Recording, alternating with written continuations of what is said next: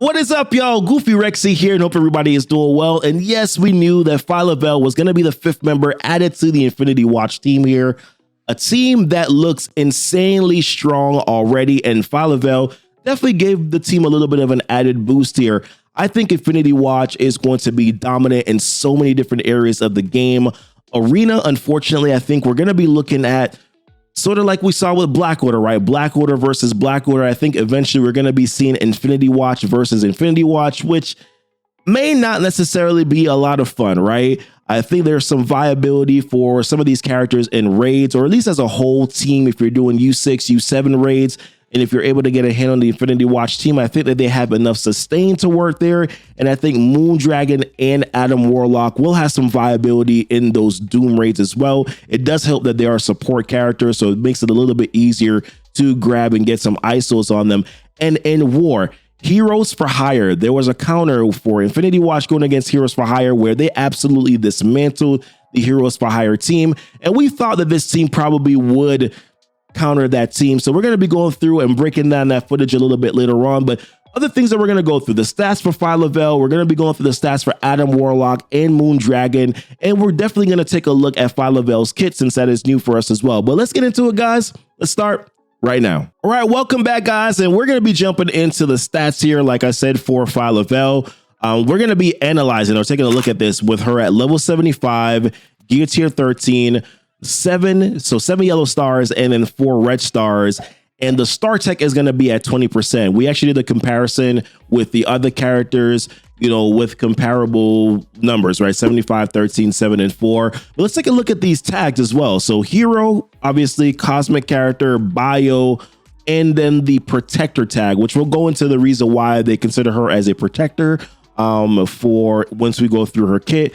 Infinity Watch, and then Quantum Guard. So I'm assuming that this may be what they're using for the event. I think they had mentioned a different trait before, but I think obviously Quantum Guard is going to be what they're going to be using moving forward. We'll find out what that means later on, but let's jump over into the stats here. So now stats, in my opinion, they're not necessarily the end all or be all, right? For the most part, they are just kind of a barometer. They kind of give you an idea of where they compare to other characters in the game. And then we take a look at the kits and we see how the stats are relevant to it, right? So not the end all or be all, but definitely going to be, you know, definitely some numbers here that we should pay attention to. So in terms of her health, she's 188,000 health at 75 and 13, which is good enough to put her in the top 15 in the game. Keep in mind that with Adam Warlock there, she's also going to be getting that 30% boosted max health. So that will definitely help the stats, the health stats as well. Now, damage is the big one, 21K. She's actually the #1 damage dealer in the game right now in terms of stats, which is extremely relevant for that Heroes for Hire counter because, you know, Misty and Colleen, we all know already they like to target the highest damage dealing character. So with her being having that 21K health or being the highest damage dealer in the game in terms of raw based stats, that is very important. We'll see if that takes flight, you know, in that Heroes for Hire counter. Her focus is also pretty good because she's going to be landing some debuffs. So it's important to know what her focus is going to be. This number puts her in the top 15 in the game. I think she's actually at number 12, I believe. Remember that Moondragon with her passive ability is also going to be giving her an extra 60% boost on that focus as well. Speed is, resistance is, she's also in the top 10 as well in terms of resistance, and speed at 115 is okay. But let's take a look at Moondragon and take a look at Adam Warlock. So Moondragon here, by the way, this levitation thing, man, it looks dope. I'm not gonna lie to you, this looks pretty good, but let's jump over to the stats. So she has some pretty good numbers, man. Top 5 in health, 235K, you know, same stats again, 75, 13, star tech at 20%. The damage is okay, but she doesn't necessarily need to be high in damage. She's actually top 30 in damage in the game right now, and her focus is very good. Her focus is pretty high.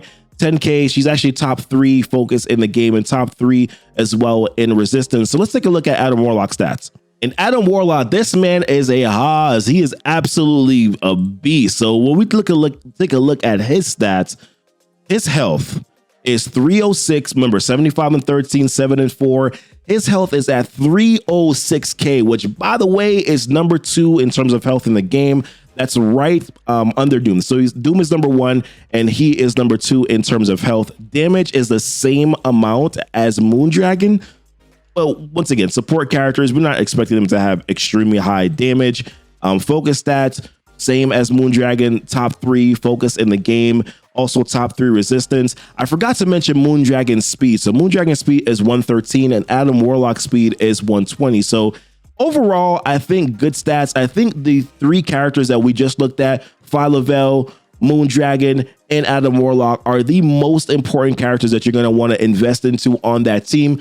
Gamora is solid. No, don't get me wrong. Gamora is solid, but I think in terms of the team and the importance, I think Phyla-Vell is pretty important as a protector. I think Moondragon is very good. Warlock also is obviously very important for this team. I think maybe you can make a case for Phyla-Vell or Gamora, depending on how you feel about the team. But let's dive into Phyla-Vell's kit here, and then later on we'll jump into that Heroes for Hire footage. All right, I think I repositioned this right so that my big old head wouldn't be blocking this. Let's take a look at Phyla-Vell's kit here. We're actually going to take a look at her passive first. I think it's just easier to go passive, ultimate, special, and then we'll go to her basic. But her passive ability is Avatar of Oblivion. And on spawn, she's applying defense up for 2 turns to self and all Infinity Watch allies. When this character or any Infinity Watch ally drops below 50% max health, she's applying 2 death proof to that character. And then while this character has death proof, gain 50% drain. And while any Infinity Watch ally has death proof, that ally gains 50% drain. So I definitely think that the drain is important. 50% is incredible. Gamora is also the character with her special ability. Once she's empowered, she can also apply death proof to her Infinity Watch allies as well. So there's a lot of opportunity here once they have that death proof to actually be getting that extra 50% drain. Very important. She's also given the team 30% extra damage, giving herself 30% extra damage, and then the Infinity Watch allies are also gaining that 30% extra damage as well. So that will only increase the amount of drain that they're able to get. She's also lowered enemy crit chance by 15%, which I think is important for a lot of characters like Colleen, who are landing those bleeds.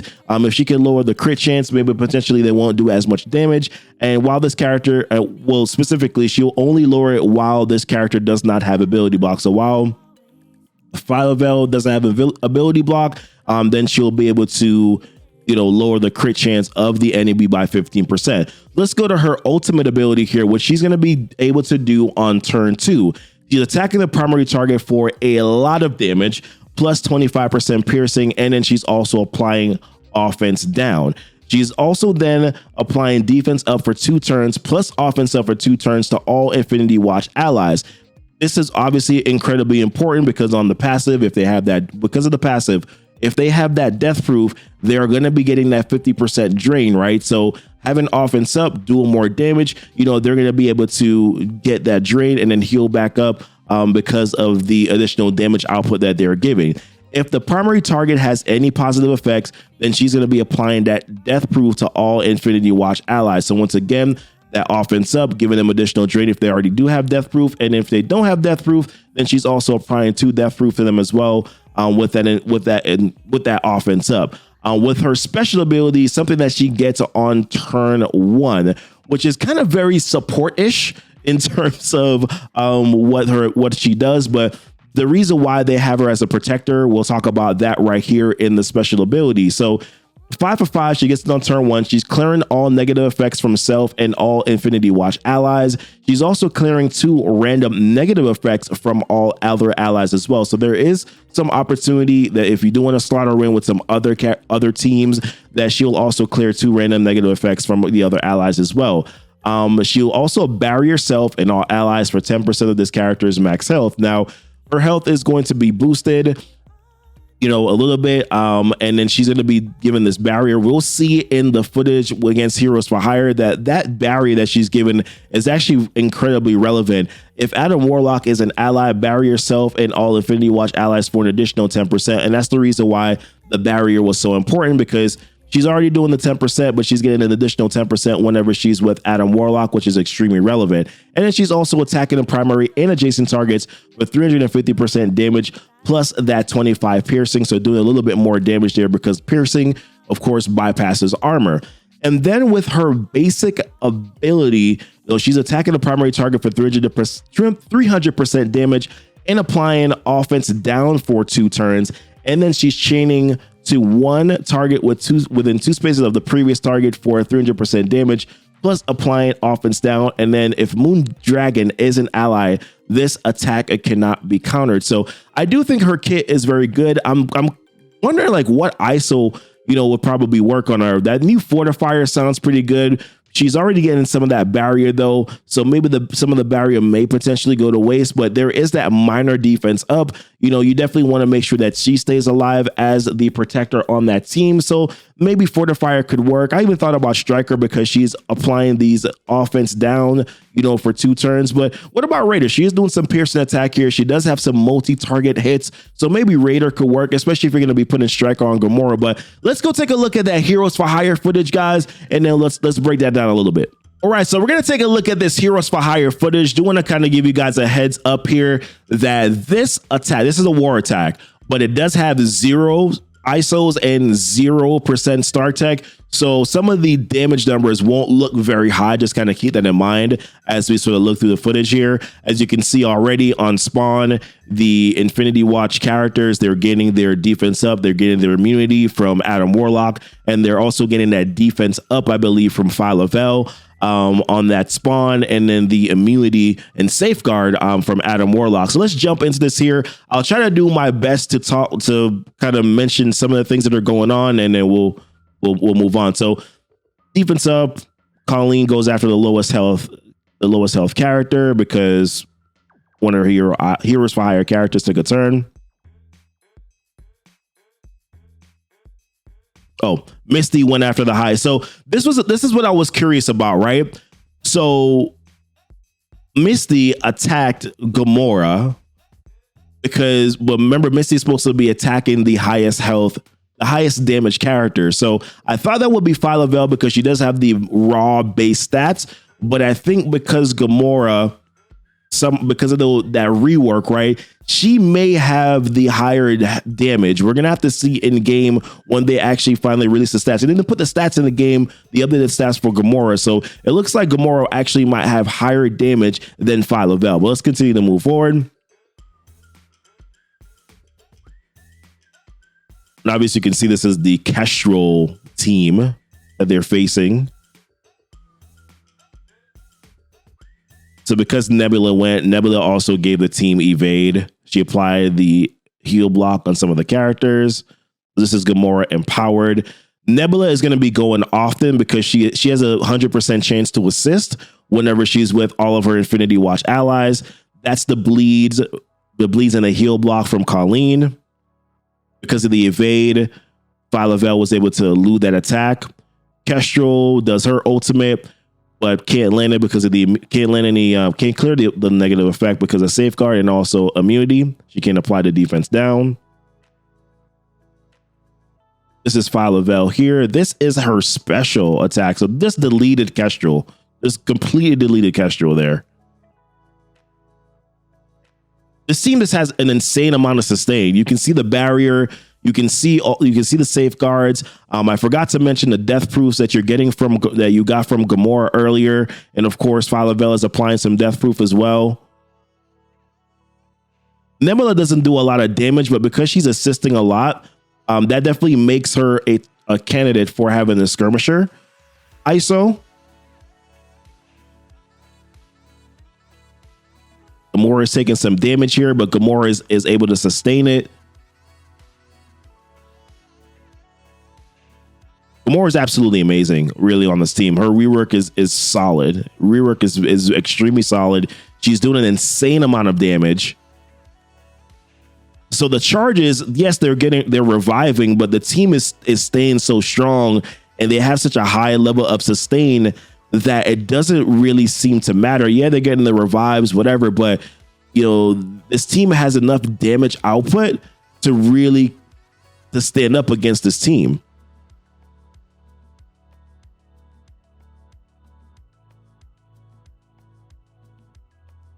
Like, honestly, just insane. The assist again from Nebula. Every time that Nebula also assists, she's also getting speed up as well.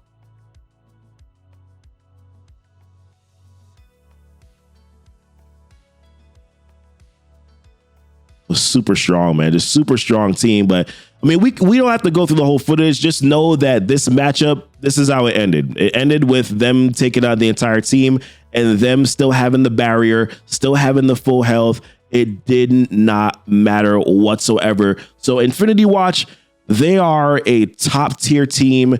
If you can get them, you want to get your hands on them because of just what they're doing. It's going to be insane. Moondragon is great. Phyla-Vell is great. I mean, look at this team. Like I said, it just decimated the Heroes for Hire team, and they are still currently at full health. Gonna have to see how this works in game. I'm always reluctant, right, to just praise a team just because they look good in a video, you know, especially if it's a video that I didn't shoot myself. But listen, hopefully this blends true. Kind of, they're gonna be dominating arena a little bit too much, I think, but overall, looks like a very good team. Looks like a must-get team. There's no character I think that you're going to be able to skip at all or not try to get if you can. But listen, guys, let me know what your thoughts are in the comments. Appreciate you guys watching the video. Y'all be blessed. Y'all be safe.